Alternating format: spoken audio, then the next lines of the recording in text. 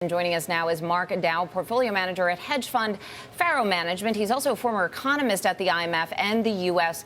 Treasury Department. And Mark, as we were just talking here during the commercial break, perhaps a behavioral, what would you call yourself, an economist at this point? You have to be in order to understand the day-by-day gyrations. Yeah, I think we have a tendency to put far too much attention on news flow and not enough attention on psychology and positioning. Usually the prices move first, and then we reverse engineer a story that fits it. And the story right now is we've had a big move off the bottom.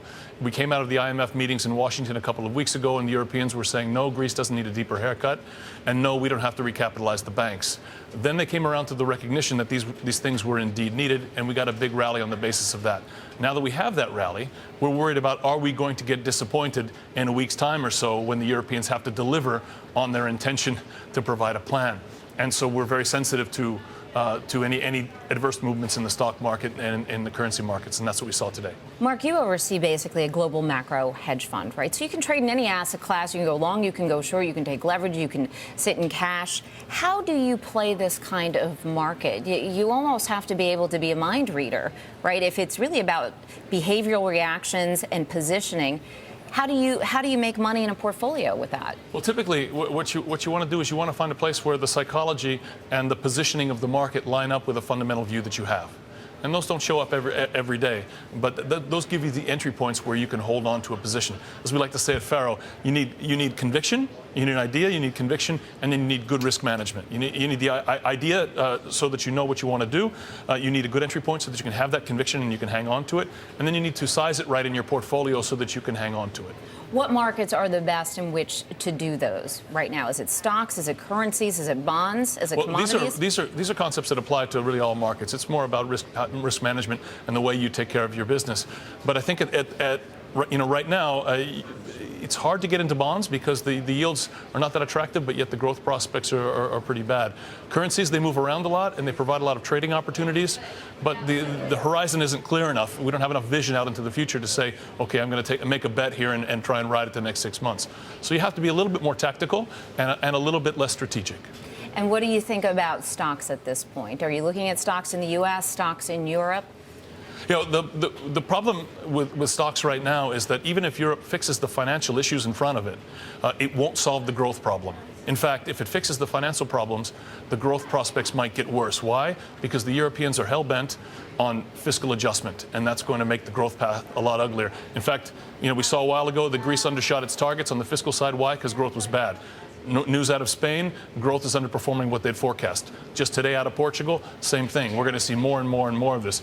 And even the structural reforms that these countries desperately need in the short term, they damage growth prospects. So again, if things go perfectly well on the financial side, and there's no guarantee that that will happen, though things are moving in the right direction, the growth prospects look bad.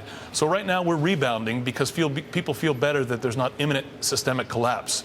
But we're going to get hit with bad growth news over the next few months for sure. So do you think the worst is priced in at this point, or do you think we have yet to get our arms around the worst? Well, it depends on what you think worst, because we're pricing in a couple of things. We're pricing in the probability of financial Armageddon in Europe, and we're pricing in the probability of a recession.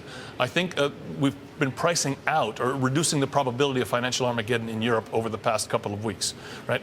But we still have to face the recession. And markets, we can only kind of face one issue at a time.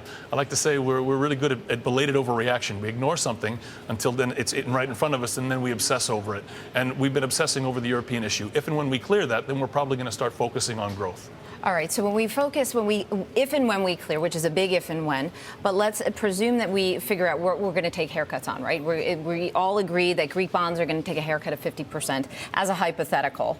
What happens on the growth side? Is recession inevitable at this point for Europe, given all the recent headlines we've seen? Yeah, I think the haircut in Greece has very little bearing on the growth path in Europe. What really matters is when they do come out with a haircut for Greece, will they have a system in place for recapitalization of European banks? If they've got a mechanism in place, then the haircut we apply to Greece doesn't really matter a whole lot. We'll feel good that things are under control. If we don't, then we won't, and the deeper haircut of Greece will cause problems.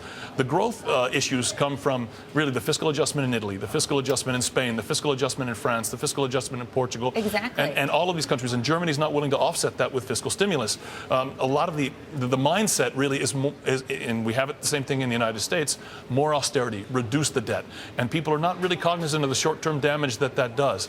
And we're going to see this in Europe. And so demographics aren't good. The growth impulse coming from the fiscal side is bad. Growth is, as I said, we might have made progress in repairing some of the fiscal issues, the financial issues. Or at least we're moving in that direction. The growth thing we don't have an answer for. Mark, is there one particular stock sector, asset class that you think has been unduly punished for what is happening or the fears that are currently priced into the market? No, I don't think so. I couldn't point out any one thing. If you're an expert in bank valuations and you think you know how that's going to play out, there might be some opportunities there. But we don't really dig into that level of idiosyncratic risk. We tend to stay on the macro side. And for us right now, the main call is how much will the Europeans disappoint us? And then secondly, how bad might a recession be and how broad is it going to be? Because the emerging markets are also starting to slow down. All right, Mark, fascinating stuff. We got to end it there, unfortunately. Thanks so much for joining us here on Street Smart. That was Mark Dow of Pharo Management. One day the glass is half full, one day it's half empty. That's how I'm summing up the conversation. Well,